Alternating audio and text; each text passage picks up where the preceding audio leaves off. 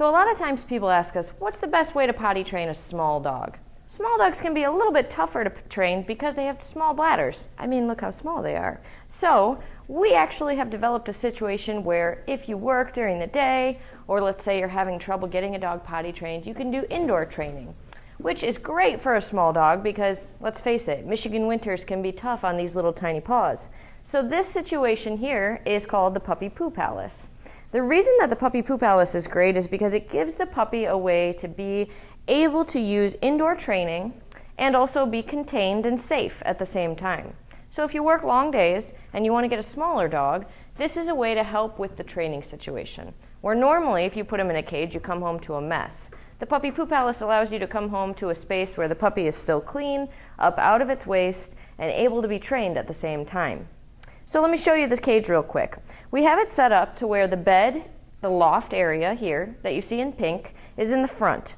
What the reason for that is that when the puppy actually comes through and goes out the door, you don't want them walking through their mess. So we have the tray set up to where in the back, that's where the puppy has his potty area.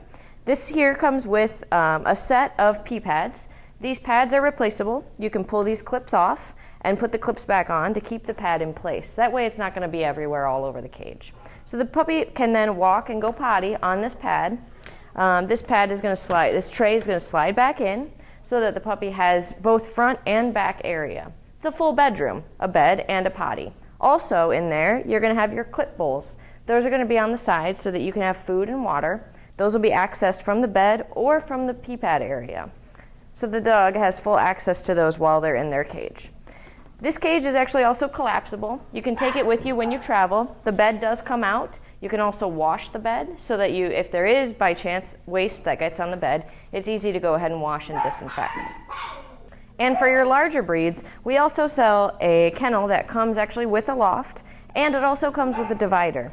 So my advice on kennel training big dogs is that you use the divider to block it off to where the dog has just enough space to stand up, lay down, and turn a full circle. Now, big dogs are different than our small breeds because they can hold their bladder a little bit longer. So what the divider does is it gives the dog just enough space to have a bed and to hold their bladder until you get home or until you get back from your errand to take them outside and make sure that they can go potty.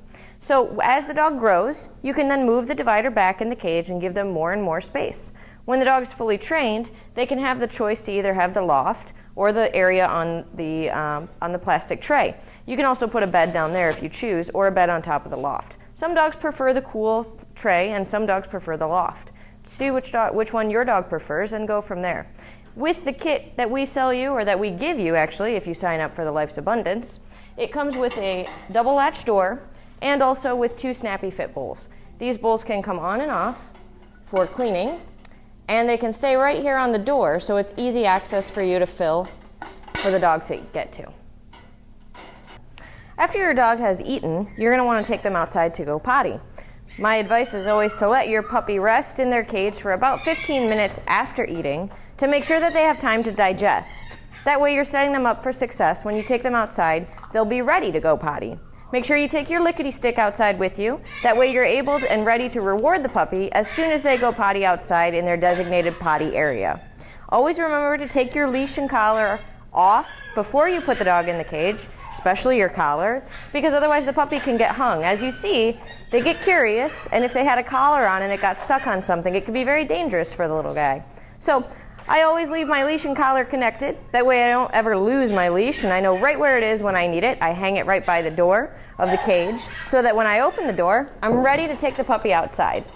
So we're going to go ahead and do that real quick. He's going to come out. We're going to put on his leash and collar, and then we're going to pick him up and carry him right to his designated potty area. That way, on his way out the door, he isn't tempted to go potty in a space where he's not supposed to.